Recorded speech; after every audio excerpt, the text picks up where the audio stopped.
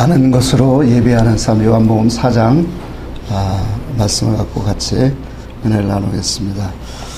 우리가 지난 시간에 계속 지금 말씀 이 내용이 이어지는 건데, 사마리아 수가성 여인과의 우물가의 대화에서 계속 나오는 말씀이죠. 자, 우물가에서 주님은 사마리아 수가성 여인과 영적인 대화를 계속 하고 있습니다. 영적인 대화를 하는데, 오늘 이 수가성 여인과의 대화 속에서 주님이 하시고자 하는 그런 음성이 있어요. 그러니까 이 말씀을 통해서 우리에게 주시고자 하는 그 뜻이 있는데, 요한복음은 특별히 우리에게 영적인 그리스도를 드러내는 말씀입니다. 그러니까 당시의 율법과 종교성으로 가득 찬 이 종교계 안에 주님이 오셔서 율법으로는 되지 않는 오직 그리스도가 오셔야 되는 이유와 그 뜻과 목적을 우리에게 증거하고 있습니다. 그래서 주님이 하고자 하는 말씀은 우리가 13절에 또 읽은 것처럼 내가 주는 물, 그 물을 마시는 자는 영생하도록 솟아난 샘물이 되리라. 영원히 멸망하지 아니하리라. 그렇게 분명히 말씀을 하셨어요. 자, 그래서 주님이 주시는 물 안에는 말씀은 하나님의 그 마음과 뜻과 선하신 목적을, 우리 인생을 향한 당신의 뜻과 목적이 다 담겨져 있는 계시의 말씀이다. 이 말씀이 우리 속에 먹게 되어지면, 우리가 그리스도를 가지면 우리의 삶이 변화되는 게 있어요. 그게 뭐냐면 예배의 삶이 바뀌어진다라는 거예요. 그래서 오늘은 아는 것으로 예배하라는 예배의 말씀을 가지고 좀 잠시 같이 나누고자 합니다. 주님은 우리가 사마리아 여인에게 가신 것도 보면 주님이 당신을 구하고 찾는 자들, 참된 그리스도를 구하고 만나기를 원하는 사람들은 항상 말씀 속에 보면 주님은 찾아가셨어요. 사마리아 여인이 정말로 선한 물을 구하는 그런 믿음을 주님이 보시고 그 여인을 찾아가셨던 것처럼 오늘날도 우리에게 찾아오셔서 무엇을 하나님이 주시기를 원하시고 무엇이 이루어지기를 원하셨을까라는 것을 보여주면 주님을 만난 사람들에게 이루어지는 것이 참된 예배다. 여러분, 우리는 예배가 주일날 와서 이렇게 예배하는 것으로만 예배를 인식을 많이 합니다만, 우리가 사실상 주님이 바라시는 예배는 이 예배보다도 더 중요한 예배가 있죠. 그 예배는 우리의 삶의 예배입니다. 그러니까 우리의 삶의 모든 것이 하나님 앞에 드려지는 그러한 모든 이 그리스도와 함께하는 삶이 전부 다 예배지, 요 잠시 우리가 드려지는 이 1시간, 2시간, 이 시간만 예배가 아니라 정말로 그리스도를 진정으로 진리로 그분을 만나면 삶이 예배가 되어진다는 거예요. 그럼 삶이 예배가 되어진다는 것은 그만큼 뭐예요? 거룩한 삶으로 나아가지는 거예요. 그러니까 주님이 원하는 것은 여기서 예배를 잘 드리는 건 누구든지 다 잘할 수 있어요. 찬송도 신나게 할 수 있고 손을 들고 기도도 할 수 있어요. 그런데 교회 문 나가서 그 삶의 일주일을 어떻게 살아가느냐라고 하는 그런 우리가 의문을 가지면 그 사람이 얼마나 주님을 진실되게 정확하게 그리스도를 만나고 있는가. 왜? 삶 속에 우리가 그리스도를 오늘 만나고 그리스도께 드려지는 예배가 되어야 된다는 거예요. 그게 바로 우리의 진정한 주님이 바라시는 목적이다 말이에요. 그래서 우리가 참된 예배를 우리가 드리려면 참된 또 신앙의 고백이 반드시 있어야 되죠. 그 고백이 진리의 연합이라는 거예요. 그 연합의 고백이 우리에게 반드시 서야 합니다. 오늘 우리가 지난 시간에도 보았지만 주께서 그랬죠. 내가 주는 물을 마시면 영원히 목마르지 아니하리라, 그렇게 말해요. 그러니까 여자가 그 음성을 듣고 주여 그런 물을 내게 주사, 내가 여기에 물 길러 오지도 않게 하시고 목마르지도 않게 해주세요. 당연히 이 말을 하죠. 자, 그랬더니 주님이 그 음성을 먹고 좀 거룩하고 아름다운 말씀을 한 게 아니라 딴 데 없이 뜻밖의 전혀 다른 얘기를 해요. 내 남편을 불러오라. 그렇게 말해요. 여러분 이 말씀을 들으면서 여러분도 한번 묵상을 해봤어요. 왜 남편을 불러오라고 했을까? 이 남편을 불러오라는 이 말 속에는 어떤 의미가 담겨 있는가를 우리는 알아야 돼요. 이 기본적인 신앙의 본질을 지금 묻고 있는 거예요. 그러니까 우리가 신앙의 우리의 남편은 성경에 하나님, 예수님, 말씀, 더 나아가서 말씀을 받아온 선지자들, 이렇게 지금 신앙의 관점을 보였단 말이에요. 근데 우리가 하나님을 우리의 남편, 예수님을 우리의 남편이라고 하면서 우리의 신앙의 본질을 한번 살펴보라는 거예요. 그러니까 신앙의 본질이 너는 하나님을 남편으로 삼으면서 어떤 방향으로 어떻게 그분을 향하고 있는가를 보여야 된다는 거예요. 남편이라고 하는 것은 사랑의 대상자고 의지하고 힘을 받을 수 있는 대상이란 말이에요. 근데 이러한 우리의 신앙이 하나님을 향해 힘을 받는데 너는 어떤 면에서 힘을 받고 있느냐라는 것을 묻고 있는 거다 말이에요. 그러니까 예를 들어서 오늘날도 우리가 신앙의 이 질을 보면 목사님마다 이 스타일이 참 달라요. 어떤 분은 참 찬양의 사역이 있는 사람이 있어요. 찬양을 참 아름답게 하는 그런 분이 있단 말이에요. 참 최고 부러운 사람 중에 하나예요, 저도. 그러니까 찬양을 참 아름답게 하면, 야, 참 너무 좋다. 또 찬양으로 그 교회를 참 이끌어가는 그런 목사님들 보면 참 멋있어요. 어떤 사람은 기도, 또 어떤 사람은 부흥사 스타일, 어떤 사람은 교회만 움직이면 움직일수록 교회를 짓는 사람이 있어요. 저도 그런 분 몇 분 보셨어요. 그러니까 평생에 뭐 10교회를 지고 싶다고 하면서 돌아다니면서 이렇게 교회를 많이 쳐요. 또 어떤 분들은 회개 운동을 참 많이 시키는, 어떤 사람은 또 성경 공부를 잘 가르치는, 또 어떤 사람은 뭐 기름 부음 막 그런 영성 운동 이런 것들로 하는 사람들이 많이 있어요. 자, 왜 이런 얘기를 하냐면 여러 가지 우리의 신앙의 방법과 다양성이 있더라는 거예요. 그런데 그것을 통해서 진정한 남편이 뭔가를 알아야 된다는 거예요. 그러니까 우리가 성경 공부를 하든 찬양을 하든 회개 운동을 하든 그 속에서 주님이 바라시는 진리가 무언가를 알아야 된다는 거예요. 왜? 율법 아래서 많은 말씀을 받은 사람들을 만났지만 지금 이 여인에게는 남편이 없었다라는 거예요. 이 말은 뭐예요? 많은 신앙에 가르치고 말씀을 가지고 오는 이 종과 선지자들이 많았지만 오늘날로 말하면 많은 다양한 말씀을 증거하고 스타일이 다른 그런 주의 종들은 많지만 그 속에서 진리를 가지고 나오는 사람들이 있느냐라는 거예요. 그러니까 내 신앙의 사상이 진리를 받아서 그 진리로 참된 남편을 가져야 된다라는 거예요.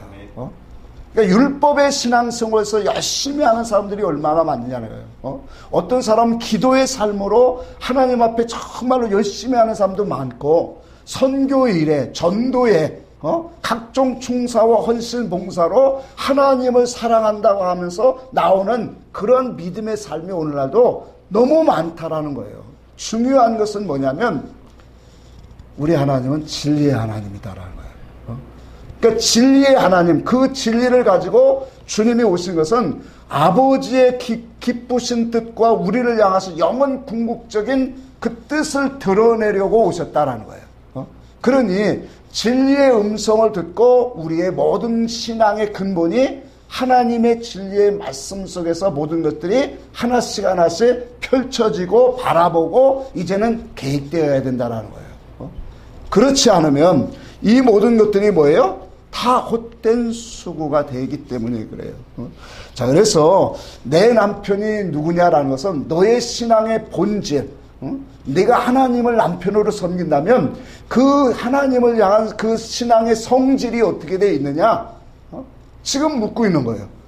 그러면 우리가 진리를 받기 전까지는 우리의 신앙을 신앙이라고 하면 믿음 생활이라면 하나님을 섬기는 것이 어떤 게 뭐라고 하면 다 뭐라고 얘기할까요? 자기가 배우고 자기가 경험한 하나님을 말할 거란 말이에요. 그러니까 기도 열심히 하는 사람들은 신앙생활이 뭐 하는 거예요? 기도 열심히 하면 하나님이 함께 하셔. 찬양의 기름 부음으로 준비하면서 예배를 해야 돼. 하나님 앞에 열심히 충성봉사해야지. 하나님 앞에 율법적으로 정말 경건한 삶을 살아야지. 또 경험적으로 은사를 많이 경험한 사람은 우리 하나님은 이런 하나님이야. 그렇게 말한다는 거예요. 자, 그런데 우리는 진리를 통해서 주를 만나면 뭐라고 얘기해야 돼요? 진리의 하나님을 얘기해야죠. 그렇죠? 우리 하나님은 어떤 하나님인가? 그 하나님의 뜻은 무엇인가? 거룩한 형상으로 당신의 말씀을 깨달아서 그분의 형상으로 아름다운 신앙의 집을 지어자 오라고 우리를 부르신 목적과 뜻이 무엇인가를 알고 우리가 이 세상에 어떻게 살아야 되는 것까지도 우리는 뭐예요? 진리 안에서 주님이 부르신 그 뜻을 다 깨닫고 있어야죠. 그래야 우리는 이런 진리의 하나님을 우리는 섬깁니다. 그 하나님이 우리를 부르신 목적이 무엇입니다 라고 분명히 말할 수 있다는 거예요. 진리를 만나기 전에는 각자가 율법과 우리의 신앙의 교회 삶 속에서 자기가 경험한 그런 하나님을 말하게 되어 있다는 거예요. 자, 오늘 본문에 주님이 그랬어요. 내 남편을 불러오라니까 여자가 내 남편이 없나이다 그렇게 말해요. 자, 그러니까 주님이 역사적인 사건을 들어서 영적으로 우리에게 말하는 거예요. 내가 남편 5이 지금 여기까지 있었고 지금 있는 남편도 내 남편이 아니 참 그 말이 맞도다 그렇게 말하죠. 자, 이 5이라고 하는 말은 우리가 지난 시간에도 했지만 5은 율법의 수라고 했어요. 언약의 수라고 했어요. 그러니까 율법 안에서 온 많은 종과 선지자들의 그 외침을 가지고도 그것이 뭐예요? 진리를 만나지 못했다라는 거예요. 또 6번째 있는 지금 있는 자라는 것은 세례 요한이에요. 세례 요한의 신앙과는 회개의 세례를 외쳤던 사람이에요. 그러니까 회개에서 그리스도를 준비하는 삶, 그게 세례 요한의 신앙관이란 말이에요. 자, 그 신앙도 진리를 우리가 만날 수 없다라는 거예요.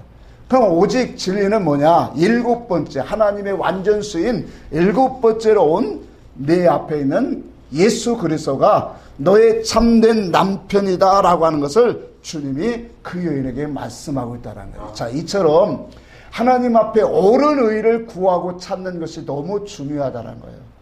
우리가 신앙생활하면서 하나님의 옳은 의를 자꾸 구하고 찾는 사람은 지금도 교회 안에 있었지만 저 일반적인 세상의 교회에 있더라도 그 사람은 언제든지 하나님 때가 되면 불러내요. 왜? 하나님은 이와 같이 여인에게도 정오에 하나님의 올바른 진리의 말씀을 찾고 올바른 좋은 생수를 구하려고 나아가는 영혼이기 때문에 주님이 그 영혼의 심령을 보시고 찾아가신 거단 말이에요. 그러니까 이 역사는 동일한 거예요. 시대를 떠나서 당신의 의의 말씀을 구하고 찾는 자들은 항상 길을 인도하시고 하나님 만남을 허락하시고 하나님의 진리를 듣게 하신다라는 거예요. 자, 그래서 이 여인에게 내 앞에 있는 내가, 네 앞에 있는 내가 네가 말하는, 네가 사모하는 그리스도다. 그거 알려주시는 거예요. 자, 그러니까 이 여인이 내가 보니 참 선지자로서이다. 그러고 다시 묻는 얘기가 오늘 이제 우리가 얘기하는 예배에 대한 얘기를 지금 하고 있다는 거예요. 자, 보니까 우리 20절 21절 한번 다시 한번 읽고 갑시다. 같이 한번 읽읍시다. 예수께서 이르시되 여자의 내 말을 믿으라. 이 산에서도 말고 예루살렘에서도 말고 너희가 아버지께 예배할 때가 이르리라. 너희는 알지 못하는 것을 예배하고 우리는 아는 것을 예배하노니 이는 구원이 유대인에게서 남이니라. 자, 여기 보니까 구원은 어디서 난대요? 유대인에서 난다. 이 말도 좀 우리가 이해를 하고 가야 돼요. 자, 이와 같이 주님이 예배에 대해서 말을 하는데 유대인들은 예배의 장소를 참 귀히 여깁니다. 중요하게 여겨요. 그러니까 유대인들이 항상 이 같이 모이는 곳에는 항상 가장 먼저 하는 게 뭐예요? 저희 미국의 청교도죠. 그들이 가서 가장 먼저 한 게 뭐라고 했어요? 저도 옛날에 이제 목사님들 설교를 통해서 들었죠. 이건 뭐 제가 어디 책을 읽은 게 아니에요. 청교도인들이 가장 먼저 한 게 교회를 세운 거예요. 그러니까 항상 이 유대교의 신앙의 기본이 뭐냐면 성전 중심이에요. 그러니까 어디를 가면 항상 자기 집을 먼저 하는 것보다도 교회 예배의 처소를 짓는 것이 그렇게 중요해요. 자, 유대인들이 이와 같이 제사의 장소를 왜 이렇게 중요하냐면 그들은 아무 곳에서나 예배를 하지 않아요. 그것이 바로 뭐냐면 율법에서 분명하게 명했기 때문이에요. 정했기 때문에. 그러니까 율법에 하나님이 정한 곳, 하나님이 명하신 곳, 그곳에서 나와 제사하라 그랬어요. 그래서 그것이 예루살렘 성전이 세워진 솔로몬 성전이 세운 이후로부터는 그곳에서만 뭐예요? 제사와 예배를 하나님 말씀을 가지고 가르치는 그 일들을 계속 이어져 왔던 거예요. 자, 그런데 이와 같이 유대인들은 이 예루살렘 성전 이 장소에서 예배를 하는 것은 율법에 의해서 그들이 하나님 앞에 그곳으로만 모여져야 된다는 거예요. 자, 그런 반면에 사마리아 사람들은 예배를 어디에 당시에 드렸냐면 그리심산이라고 드렸어요. 근데 왜 이렇게 서로 다른 한 민족인데 왜 다른 장소에서 모이게 되었을까요? 이 역사는 우리가 이 세상에서 가장 부귀영화를 누린 사람이 누구라고 했어요? 솔로몬이에요. 근데 솔로몬이 이 세상을 살아갈 때 하나님 앞에 정체를 잘했습니까? 믿음 생활 잘했습니까? 못했습니까? 못했지요. 오직 했으면 이 세상의 부귀영화 모든 것들을 최고로 만족하도록 누린 솔로몬인데 솔로몬 때문에 하나님이 나라를 어떻게 합니까? 나누세요. 그러니까 하나님이 야곱에게 약속하신 다윗에게 약속하신 그 말 때문에 완전히 패하든 못하고 그것도 나누는데 솔로몬의 아들 르보암에게는 2지파, 원래는 3지파인데 레위 지파는 지파로 소속이 안 되죠. 그리고 2지파 주고 그러고 그 북이스라엘을 책임 여로보암에게는 몇 지파를 줍니까? 8지파를 줘요. 10지파를 주네. 10지파를. 그러니까 10대 2가 되는 거죠. 너무 차이가 나게. 그러면서 북이스라엘을 이제는 이와 같이 10지파를 가지고 그들이 나라를 이끌어 가는데 신앙 역사를 바라보면 이스라엘 역사를 보면 여로보암이 이 정책 중에 4가지 정책을 꺼내게 돼요. 여로보암이 뭘 생각하냐면 자, 나라가 분리되다 보니까 북이스라엘 백성도 율법에 의지하여 신앙생활을 해왔어요. 그러다 보니까 항상 걸리는 게 뭐냐. 이스라엘 백성이라면 누구든지 하나님의 성전의 3대 절기에 하나님의 성전에 와서 제사를 해야 돼요. 그러니까 타국에 있든지 어디 있든지 그 지파의 이 두령들은 예루살렘의 성전에 와서 3대 절기를 지켜야 된다는 거예요. 자, 그러다 보니까 여로보암이 스스로 생각하기를 뭐라고 생각하냐면 야, 이 백성이 하나님 앞에 제사로 성전에 가다 보면 나중에 뜻을 돌이켜서 나를 배반하리라. 자, 그러고 생긴 것이 이제 여러 다른 정책을 쓰게 돼요. 첫 번째, 그게 말씀이 어디 있냐면 열왕기상 12장에 있어요. 12장 25절에서 33절에 보니까 이런 정책을 써요. 여로보암이 2 금송아지를 만들어요. 2 금송아지를 만들어서 그것을 베델과 단에다가 2 군대 세워놓고 이것이 너희를 애굽에서 인도한 너희의 신이라 그렇게 말해요. 자, 하나님의 성전을 두고서 다른 그러한 성전을 만들기 시작하는 거예요.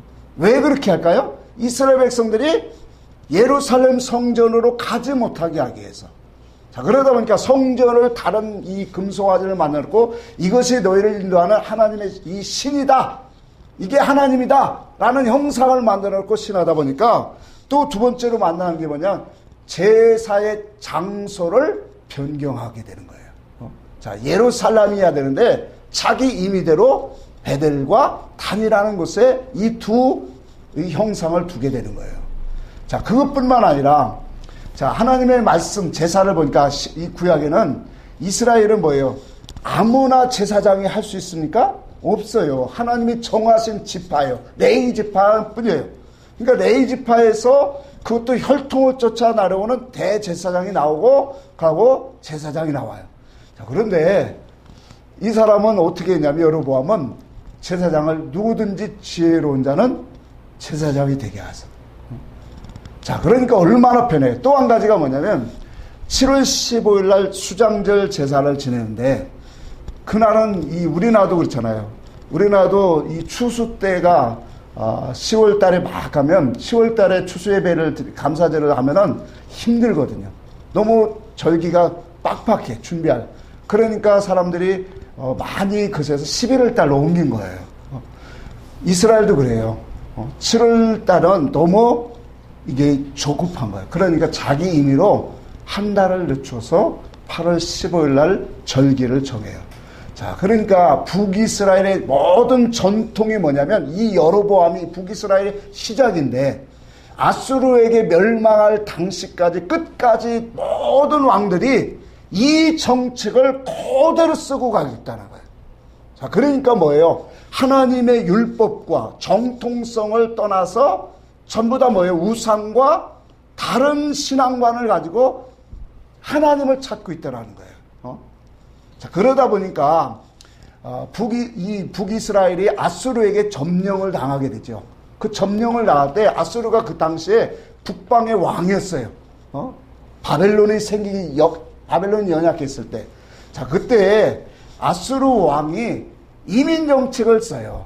그러니까 사마리아 백성들, 사마리아가 당시에 수도인데 그 속에서 훌륭한 좋은 사람들을 끄집어 가서 다른 나라에다 놓고 바벨론에서 끌어온 백성들을 이 사마리아와 인근 지역에 선포. 이런 이민 정책을 그때 아수르가 쓰게 되어져요. 자, 그러다 보니까 자연스럽게 사마리아는 많은 이방 종교와 이민 백성들이 다 섞여서 살기 시작한 거예요. 거기에다 정통성까지 사라지고 모양만 하나님 이렇게 예배하는 제사하는 그런 모양이 되었던 거예요. 자, 그러니까 나중에 이 바벨론에 포로되고 돌아오고 이스라엘이 하나가 되었어도 이 유대 백성들은 특히 이 남유다에 속했던 이 유다파와 이 바리새인 제사장들 이런 서기관들은 특별히 이 사마리아 백성들을 참 미워하는 거예요.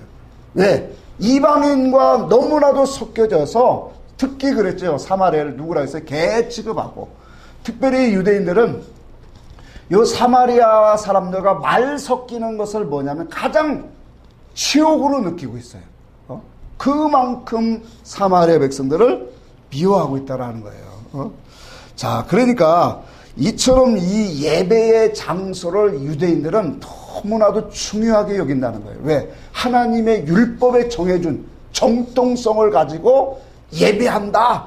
그걸 자부심으로 느끼는 사람들이 요 유대인들, 특히 요 바리새인과 서기관과 제사장들이에요. 그러니까 예수님이 요한복음 2장에도 이 종교 지도자들이 그 향한 것을 이 성전을 헐라고 할 때 얼마나 그 말이 무서운 말인가를 우리가 짐작할 수 있는 거예요. 자, 이와 같은 그런 상황에서 한번 우리가 생각해 봅시다. 이런 상황 속에서 주님이 여자에게 이렇게 말해요. 이 산에서도 말고 저 산에서도 예루살렘에서도 말고 아버지께 예배할 때가 이르리라 그렇게 말해요. 자, 그러니까 예수님이 바라보시는 증거하시는 말은 어떠한 장소가 중요하다라는 게 아니라는 거예요. 그러니까 예수님이 중요하게 여기는 거 뭐예요? 때가 중요하다라는 거예요. 그때는 바로 예수 그리스도가 십자가를 통해서 모든 것을 완성하시고 부활하신 때를 말하죠. 물론 자, 그 때가 되어지면 아버지께 영과 진리로 예배할 때가 온다. 그러니까 지금 예루살렘도 아니고 너희가 드리는 그 시리심산에서 그리심산에서 제사는 그것도 중요한 것이 아니다라는 거예요. 자, 이 말은 우리에게 오늘날 교회에서만 예배하는 이것이 중요한 게 아니라는 거예요. 그러니까 어떤 장소에든 우리가 그리스도를 느끼고 그리스도를 향하는 그런 믿음의 제사, 우리의 모든 삶은 하나님 앞에 제사가 되어진다라는 거예요. 제사라는 게 좀 말이 이제 예배가 되어진다.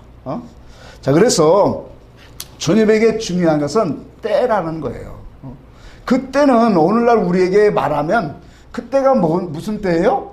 아들의 음성을 들을 때예요. 그러니까 역사적으로는 분명히 주님이 십자가에 죽으시고 부활하신 때예요. 그러나 그것이 영적으로 교훈적으로는 오늘 우리에게는 바로 뭐예요? 예수 그리스도의 말씀이 진리가 성령으로 우리에게 우리 심령을 뚫고 들어와서 깨닫게 되어지는 그때. 아멘. 그때가 바로 뭐냐? 이제는 하나님 앞에 영적인 예배를 드려질 때라고 하는 거예요. 아멘. 자, 그래서 오늘 본문의 말씀을 통해서 우리 모두는 예배의 모양이 있어요. 근데 예배의 모양이 있는데 어떤 예배를 드리느냐가 참 중요하다는 거예요. 주님이 분명히 말씀하기를 너희는 알지 못하는 것으로 예배하고 우리는 아는 것으로 예배한다. 그러면서 구원이 누구에게서 나온다? 유대인에게서 나온다라고 말한 거예요. 그럼 유대인에게서 나온다라고 하는 이 말은 정통성과 하나님의 그 언약을 가지고 오신다라는 의미다 말이에요. 하나님의 언약과 말씀대로 오시는 그 하나님의 역사를 우리에게 말씀하고 있다는 거예요. 자, 그래서 유대인에게서 나오는 이 구원의 역사를 우리가 조금 더 이해를 해봐야 돼요. 자, 아까도 말했지만 하나님의 언약대로 오셔요. 예수 그리스도가 언약대로 그의 말씀대로 이 땅에 오셨어요. 그리고 말씀대로 십자가를 지셨고 말씀대로 부활하셨고 말씀대로 뭐 하신 거예요? 성령을 우리에게 보내주셨어요. 자, 이 모든 역사는 우리에게 뭘 주시려고 했을까요? 자, 주님의 말씀대로 이 땅에 오셨고 우리에게 말씀대로 그분은 십자가에 죽으셨고 말씀대로 부활하셨어요. 그리고 성령을 주셔요. 그럼 이 모든 것들을 언약으로 우리에게 이 모든 것들을 행하신 것은 당신이 우리에게 참된 구원을 주시려고 하는 거죠. 예? 그 참된 구원은 예수 그리스도가 우리 안에서 오시는 그 영적 구원이단 말이에요. 그것을 우리에게 이루시려고 주님의 말씀대로 오셨다라는 거예요. 자, 그렇다면 구원이 유대인에게서 난다라는 이 유대인은 어떤 사람이 유대인이냐라는 거예요. 우리가 분명히 말했죠. 역사적으로는 언약을 맺어진 그 사람이 유대인이에요. 그러니까 유대인 하면 어디서부터 시작될까요? 아브라함부터 시작되는 거예요. 아브라함에 시작되고 아브라함에서 또 이삭의 자녀라야 그리스도의 자녀고 또 그 누구죠? 이삭의 아들이 야곱의 아들 중에 12지파가 형성되어지게 돼 있어요. 자, 그러니까 유대인이라고 하면 하나님의 언약의 관계로 이어지고 받은 백성이 누구냐면 그게 유대인이다 말이에요. 자, 그런데 유대인이 구원이 유대인에게서 난다라는 것은 하나님의 언약과 말씀을 가지고 오신다라고 하는 거예요. 그 예수 그리스도가 그렇게 오신다라는데 그렇다면 이 유대인이 오늘날 누구냐라는 거예요. 우리가 성경을 통해서 우리는 많이 보게 됩니다. 그러니까 유대인은 분명히 율법 중심으로 하나님의 언약의 말씀을 가지고 하나님을 찾아가는 사람이 참된 유대인이라는 거예요. 그래서 우리가 지난번에도 예수를 기다리는 제자들의 모습 속에서 예수를 기다리는 사람들은 율법에 의지하여 뭐예요? 참된 그리스도를 기다리는 사람들에게는 주님이 찾아가 주더라는 거예요. 그래서 이 유대인이 누구냐라고 하는 것을 우리가 말씀을 통해서 잠시 봅시다. 로마서 한번 2장 봅시다. 로마서 2장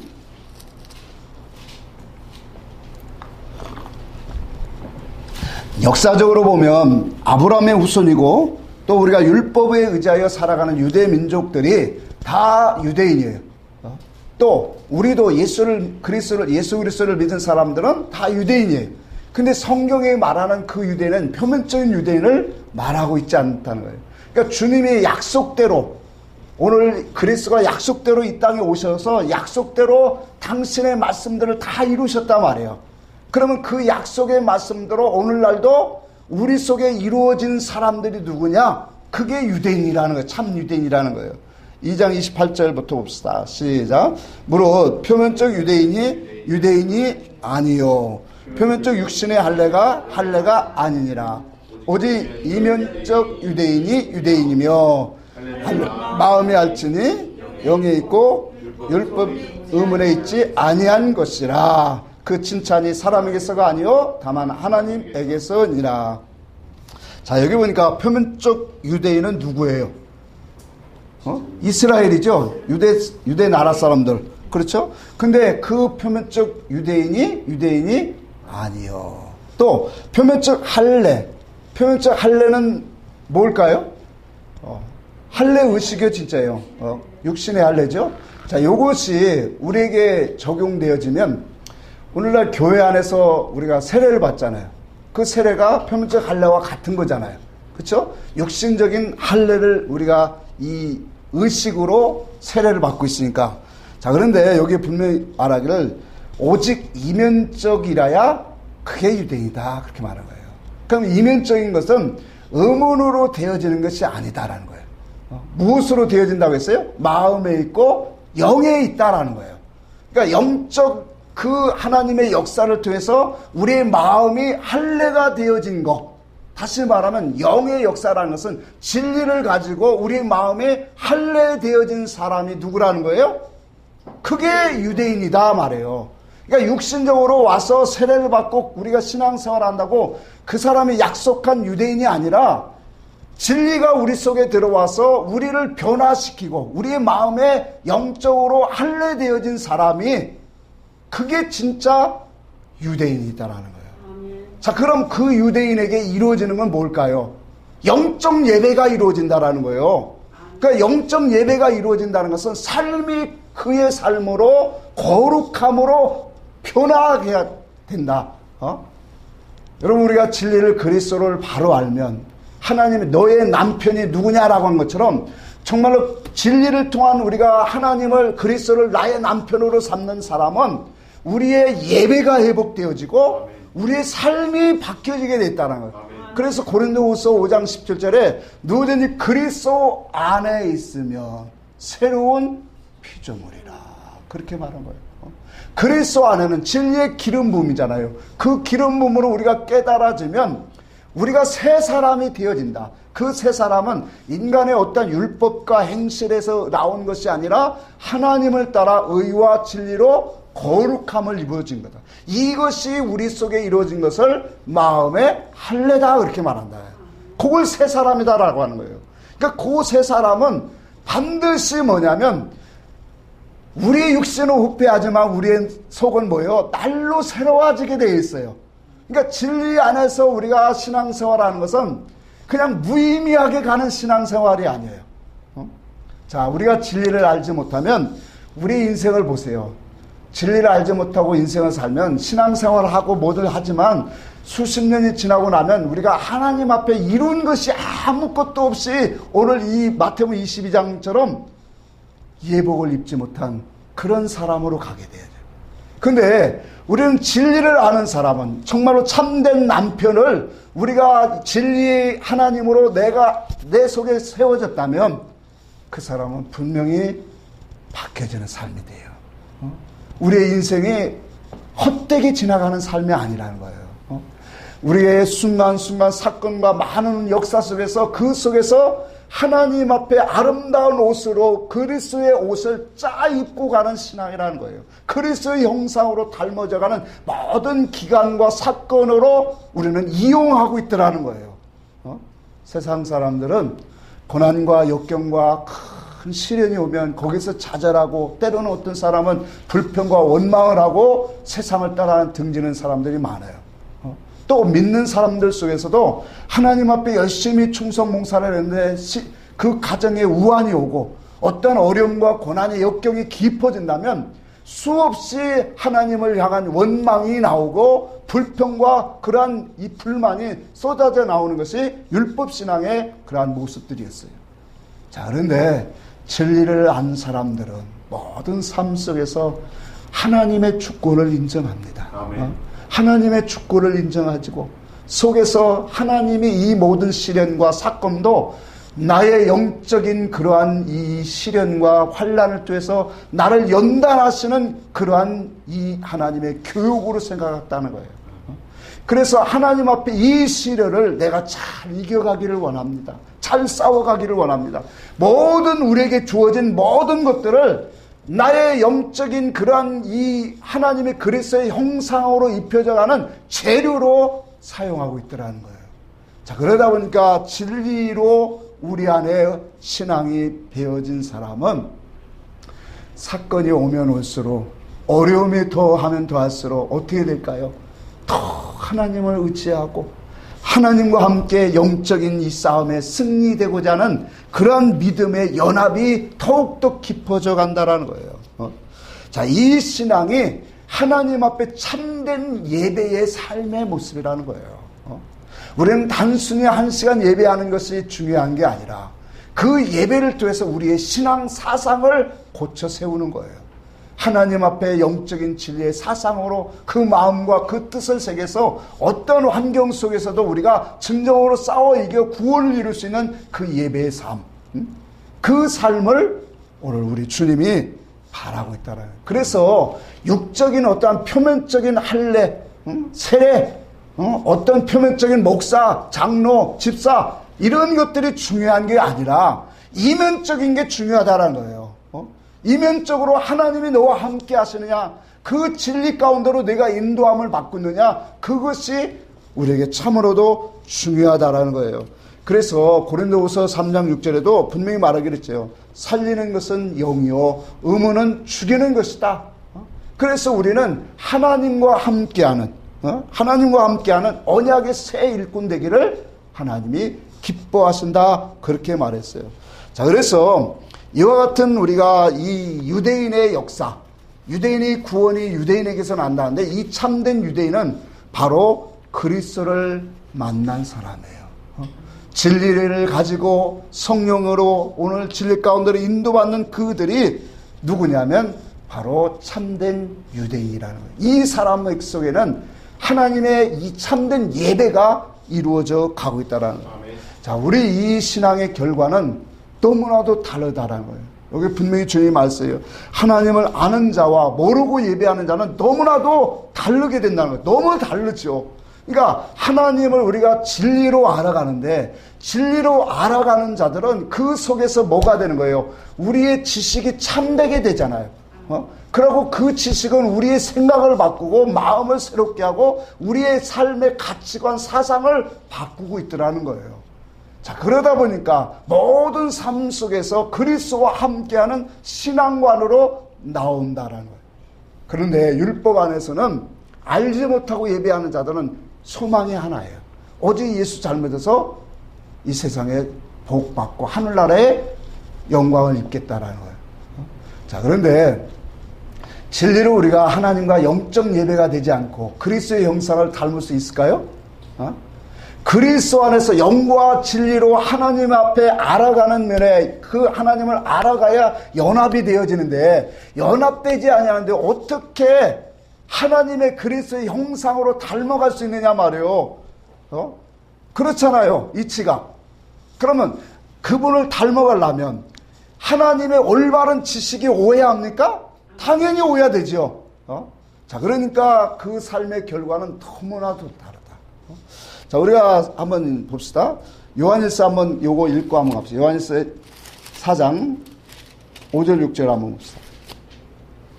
요한일서 4장 5절 6절 봅시다. 같이 한번 읽습니다. 4장 5절 6절 시작. 그들은 세상에 속한 거로 세상에 속한 말을 하면 세상이 그들의 말을 듣느니라. 자, 우리는 하나님께 속하였으니 하나님을 아는 자는 우리 말을 듣고 하나님께 속하지 아니하는 자, 우리 말을 듣지 아니하나니 진리의 영과 미혹의 영을 이로써 하느냐. 자, 이 말씀이 지금 배경을 보니까 하나님을 안 믿는 자와 믿는 자를 지금 구별하려고 하는 거예요. 교회 안에 똑같이 하나님을 부르는 자들 속에 지금 말하고 있다는 거예요. 그러니까 진리의 말씀을 듣는 자들은 무슨 영의 인도를 받고 있어요? 진리의 영을 받고 있다라는 거예요. 근데 아직도 진리의 음성이 무엇인가를 모르면 그 속에는 미혹의 영만 가득하다는. 자, 미혹의 영은 뭐예요? 예수 잘 믿으면 복 받는다. 세상적으로 하나님이 이렇게 나를 축복하시더라. 요 말에 솔깃하고 나가는 모든 사람, 또 은사와 이러한 이 신비주의로 나가는 사람들은 그것을 추구하게 돼 있는 것처럼, 이것이 바로 뭐냐면 그 신앙과이다라는 거예요. 자, 한번 결과를 한번 우리가 신앙을 봅시다. 출애굽기 32장에 보면 이스라엘 백성들이 송아지를 만드는 사건이 나와요. 그 사건의 배경은 모세가 호렙산에 올라가서 말씀, 율법을 받는 기간이 며칠을 걸렸어요? 40일을 걸렸어요. 그러니까 그 40일 동안, 이 40일은 40이라는 것은 훈련의 수예요. 연단의 수인데 그 40일 동안에 하나님 말씀을 받아갖고 산에 올라가서 내려오지 않으니까 이스라엘 백성들의 장로들 중에 지도자들이 모세 죽었다. 사람이 어떻게 40일 동안 올라가서 내려오지도 않는 겁니까? 이건 틀림없이 죽었다. 그러니 그들이 몰려가서 아론 제사장이 가서 뭐라고 하는 거예요? 자, 모세가 죽었으니 우리를 인도하는 신을 만들라. 자, 그러니까 귀고리를 갖다 다 빼서 던지니까 그걸 갖고 뭐가 나왔어요? 금송아지를 만들었어요. 자, 여기서 우리가 한 가지 보는 것은 아론 제사장이에요. 아론 제사장은 왜 이렇게 이스라엘 백성들과 타협할 수밖에 없을까? 그러니까 아론 제사장은 모세를 통해서 이끌려 왔지만, 모세의 말을 대언하는 사람이지만 지금 뭐가 없다라는 거예요. 하나님, 만난 하나님이 없다라는 거예요. 그러니까 하나님을 모른다라는 얘기예요, 이 말은. 그러니까 알고 우리가 신앙생활하는 거와 모르고 지금 신앙생활하는 것을 얘기하고자 하는 거예요. 그러니까 아론은 대제사장이라는 그런 큰 직분을 받았지만 하나님을 경험하고 하나님의 말씀을 대하고 하나님을 아는 것이 없다라는 거예요. 그러니까 아는 것이 없다 보니까 위기 상황이 오니까 뭐예요? 지도자들과 그러한 백성들이 따지고 오니까 그 모든 속에서 타협이 되어 가더라는 거예요. 자, 그런데 모세는 하나님을 많이 경험했습니까? 많이 경험했죠. 그러니까 미디안 광야에서 40년 동안 그 훈련 받은 거예요. 모세는 하나님과 관계성. 왜? 그게 안 돼갖고 미디안으로 쫓겨갔거든요. 왜? 40세가 되었을 때 모세가 하나님 앞에 일 참 내가 해봐야 되겠다, 이런 마음을 가진 사람이에요. 야, 내가 이제 하나님 이스라엘 백성들 위해서 한번 일 좀 해봐야겠다. 그러니까 하나님을 위해서 충성봉사하겠다고 했는데 하나님은 그 마음 중심에 아직도 관계성이 모자라기 때문에, 그래서 보낸 게 뭐예요? 미디안 광야예요. 하나님이 있는가 없는가 보지도 않고 쳐 죽였거든요. 그러니까 하나님, 이 미디안 광야에서 하나님 관계를 계속 훈련시키는 거예요. 그러면서 하나님을 경험하고 그 미디안 광야의 길을 너무나도 잘 알게 하셨어요. 자, 그러니까 요 모세는 하나님의 말씀을 너무나 많이 대하고 알고 음성을 들었기 때문에 하나님을 잘 알아요. 또 하나님의 말씀이 얼마나 중요하고 이 명령이 절대로 우리 인생에 어떻게 할 수 없는 그런 부지부동한 말씀이라는 것을 너무나도 잘 알고 있어요. 자, 그러니까 모세는 어떤 사건이 왔을 때 이스라엘 백성들이 다 돌을 돌리려고 하고 막 불평을만 해도 전혀 타협이 되지 않아요. 왜 그럴까요? 그 속에는 하나님을 알기 때문에. 아멘. 이 길만이 참되기 때문에 그런 거예요. 그러니까 육신의 어떠한 지혜 지식이 아니라 하나님의 말씀, 하나님의 명령만이 이것이 참되다라고 하는 그러한 신앙의 그 중심이 세워진 게 모세의 마음 중심이다 말이에요. 자, 그러니까 돌을 던지고 때려 죽인다고 해도 모세는 타협이 안 되는 거예요. 오직 뭐예요? 하나님 말씀대로 가나안 땅으로 가는 거예요. 그 땅으로 가는 거예요. 근데 하나님을 알지 못하는 요 아론 제사장은 조금만 어려움이 와도 모세만 안 보여도 어디로 가게 돼 있어요? 이스라엘 백성들의 그것을 가지고 지도자 역할은 하겠지요. 그러나 사람의 종이 돼서 애굽으로 갈 수밖에 없어요. 자, 성경은 수없이 그거예요. 예배도 마찬가지예요. 아론이라니 아벨과 우리가 가인의 제사를 보았죠. 그 두 아들은 아담의 두 아들이지만 그들의 신앙은 달랐다라는 거예요. 왜 가인은 땅의 것으로 제사했고 또 아벨은 양의 첫 새끼를 갖고 얘기했느냐 말이에요. 그것은 아는 것이 있기 때문에 그렇단 말이에요. 하나님에 대한 말씀을 부모로부터 아담을 통해서 들었기 때문에 그 말씀을 자기 믿음으로 삼고 신앙생활을 그렇게 했다라는 거예요. 그러니까 우리가 신앙생활은 하나님의 진리를 깨닫는 것이 얼마나 중요한가를 우리는 알아야 된다는 거예요. 왜? 아는 것이 있어야 그것 속에서 뭐예요? 참된 유대인으로서 구원의 역사가 나온다는 거예요. 그러니까 우리가 진리에 왜 하나님이 찾으시는 예배가 영과 진리로 드려지는 예배인가를 봐야 돼요. 영과 진리라는 건 뭐예요? 성령으로 진리를 깨닫는 예배라는 거예요. 그러니까 성령으로 우리가 진리를 깨닫는 예배는 그 예배는 우리에게 구원을 이루어가는 그런 예배가 되어진다는 거예요. 민수기 13장 14장에 보면 이스라엘 백성들이 모세가 광야 이 가데스 바냐에서 이스라엘 이 가나안 땅 약속한 땅을 탐지하라고 보내죠. 그러고 돌아와서 이제 고백한 말이 13장 끝머리에서 14장에 나와요. 자, 그 고백이 있을 때 12지파의 대표들을 보냈는데 10지파의 대표들은 그 땅을 참 과일도 좋다라고는 나왔어요. 그런데 그 백성들을 바라보면서 얘기할 때는 부정적으로 얘기합니다. 그들이 보기에 우리에게는 메뚜기와 같다. 그런데 여호수아 갈렙만큼은 절대로 그 인간의 중심에서 나오고 있지 않다라는 거예요. 그들이 보고 바라본 거 또 그들이 생각하는 것 맞다. 그러나 우리에게는 누가 있다라고 하는 거예요? 하나님이 있다라는 거예요. 하나님이 함께 하시면 저들은 우리의 밥이다. 우리는 하나님을 의지해서 가면 이 약속의 젖과 꿀이 흐르는 땅을 우리에게 하나님이 능히 취하게 하시리라. 그러니까 하나님의 말씀을 하나님을 아는 그 여호수아 갈렙은 세상의 그 이업과 거대한 네피림의 후손들을 봤지만 그것들이 자기들을 그 마음을 약하게 하지 않았다라는 거예요. 그런데 하나님을 모르는 그런 10지파의 두령들은 육신의 것이, 육신의 문제들이, 어려운 문제들이 자기들의 모든 앞길을 다 가로막고 있다라는 거예요. 오늘날 우리에게도 마찬가지예요. 우리가 하나님을 알면 어떤 어려운 사건과 그 모든 일들을 우리는 능히 이길 수 있는 사람이 되어진다는 거예요. 그리고 이러한 사건이 올 때 이러한 앞에 장벽이 있어도 능히 뭐예요? 하나님의 말씀 위주로 우리 모든 것을 세상을 바라보고 판단하고 있다는 거예요. 요즘 제가 자주 하는 말이 그거예요. 세상 지나고 보면 아무것도 아니다. 근데 오늘 당시에 느껴진 일들은 이거 안 하면 큰일 날 것 같고, 이거 처리 안 하면 뭔 일이 터질 것 같고, 이게 왜 이렇게 육신의 일들이 급하게 모든 것을 다 해야 되는 그런 일들이 수없이. 그런데 길게 한번 열어보세요. 길게 펼쳐보면 이런 일들이 일생을 가득 채우고 있다는 거예요. 그러니 오늘 하루 내가 그리스도와 함께는 참된 예배의 삶, 그게 없다면 일생을 보면은, 나중에 일생을 살고 보면 그 일생은 뭐가 됐을까요? 그리스도와 함께하는 구원의 삶이 있을까요? 없을까요? 없는 거예요.